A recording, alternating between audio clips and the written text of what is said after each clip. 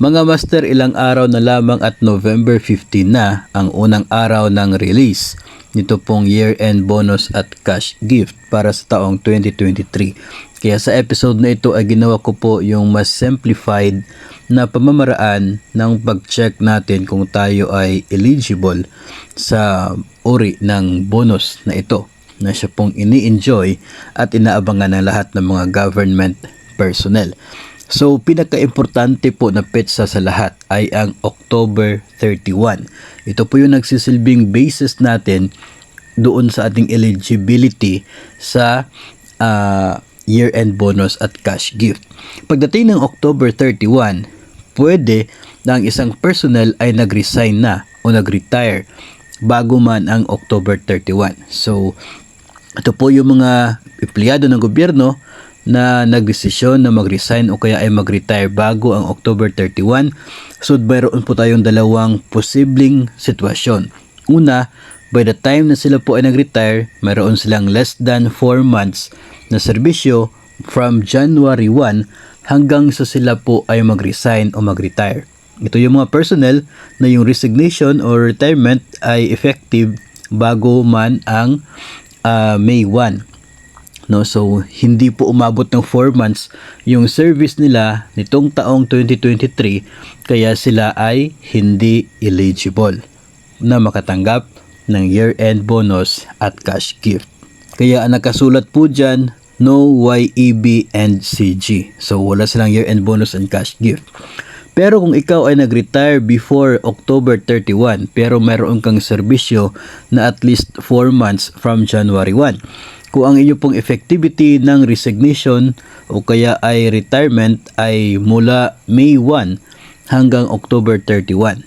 No? So kung yun po yung effectivity ninyo, so umabot kayo ng 4 months pero hindi nakompleto yung 10 months until October 31, meron kayong prorated lamang na year-end bonus and cash gift na rin base po sa kung gaano katagal yung serbisyo ninyo from January 1. Narito po yung table na nakasaad doon sa guidelines na year-end bonus. No? So, 4 months yung minimum requirements, pero hindi ka umabot ng 5 months kalahati ng year-end bonus at cash gift ay pwede nyo makuha. So, yun po yung table niya from 4 months hanggang doon po sa 9 months but less than 10 months. Ito po yung effectivity ng kanilang retirement or resignation ay sa buwan ng Oktubre. No, so umabot sila ng 9 months pero hindi sila umabot ng 10 months. So 95% ng kanila pong year-end bonus at cash gift ang kanilang matatanggap. Kung ikaw ay kabilang po dito, ay mas maganda po kung tingnan ninyo yung nakuha o natanggap ninyo na certification of last payment mula sa inyong agency, yung CLP kung tawagin nila, kasi doon po nakasaad, no, doon po inilalagay yung mga dapat pang bayaran ng agency for you, no, at yun po ay binabayad nila sa inyo. So pwede na yung year-end bonus at cash gift ninyo ay nakasaad na, no, included na doon sa CLP na inyong natanggap. So pagdating ng November 15 ay wala na kayong dapat singilin from your agency kung doon sa CLP ay nakasaad na, inilagay na nila doon yung year-end bonus at cash gift. No, so yun po kasi nasa guidelines din kasi na by the time na nag-resign o nag-separate from service, doon po dapat ibigay yung prorated bonus and cash gift. So check nyo na lamang po yung inyo pong CLP from your agency, at kung nakikita po nyo na mayroon na pong nakalagay doon na year-end bonus at cash gift, yun na po yun. No, so wala na po kayong dapat singilin sa kanila pagdating ng November 15. So ngayon ay dito naman po tayo sa mga remains in service as of October 31. Hindi pa sila nag-resign, hindi pa sila nag-retire by October 31. Nasa serbisyo pa po sila, aktibo pa, no? Lumalaban pa para sa kanilang ahensya as of October 31. Meron din po tayong dalawang sitwasyon. Pwede na yung isang personnel ay less than 4 months of service.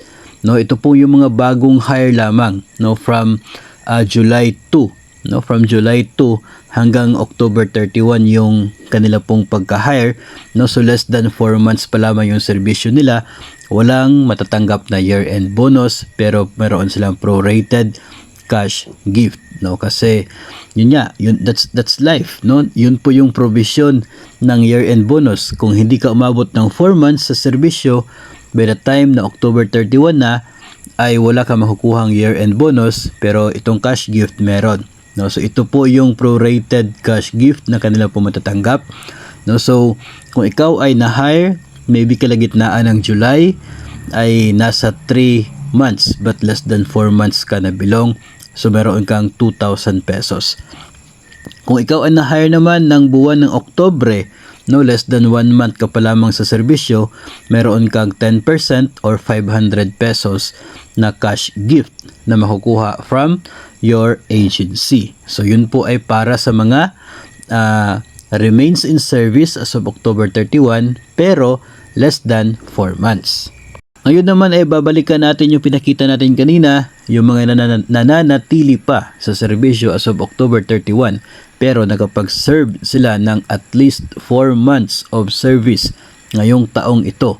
From January 1 hanggang October 31, sila ay at least 4 months of service at sila ay active pa naman as of October 31. So meron silang full amount na year-end bonus at cash gift. Ibig sabihin, buong buo ang kanilang year-end bonus na 1 buwan na basic salary at kanila pong 5,000 pesos na cash gift. Buong buo po yun, hindi po proportionate.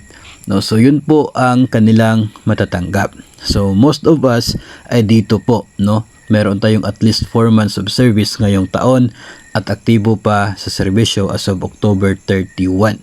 No, so ayun po pala sa guidelines ng atin pong year-end bonus ay included po dito, no, sa counting ng service po natin yung leave with pay. No, yung leave with pay included po siya sa counting kung ilang months ka sa serbisyo. So kapag ikaw naman po ay detailed to another agency, so yung inyo pong parent agency ang magbibigay sa inyo ng inyo pong bonus.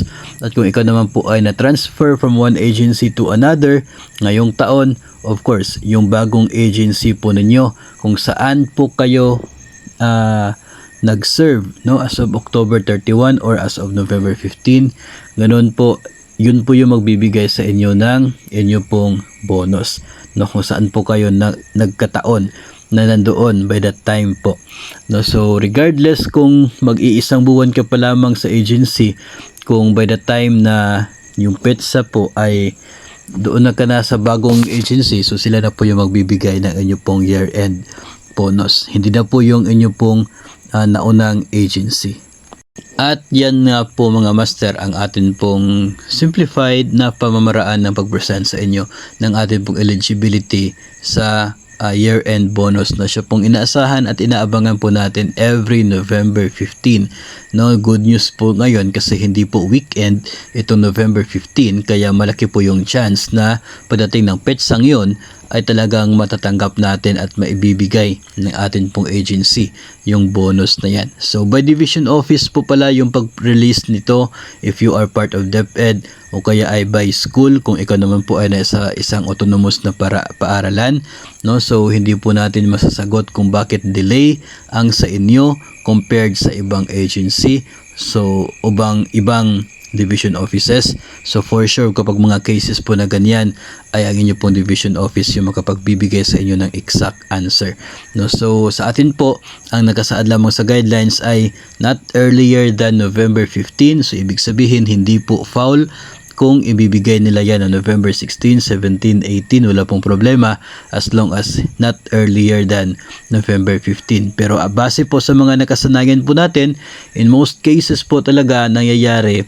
November 15 ay talaga pong binibigay ng agency. Kasi nga, yun po yung isang magandang motivation natin from every now and then, no, yung petsang yun na talaga pong inaasahan natin na matatanggap ang year-end bonus at cash gift.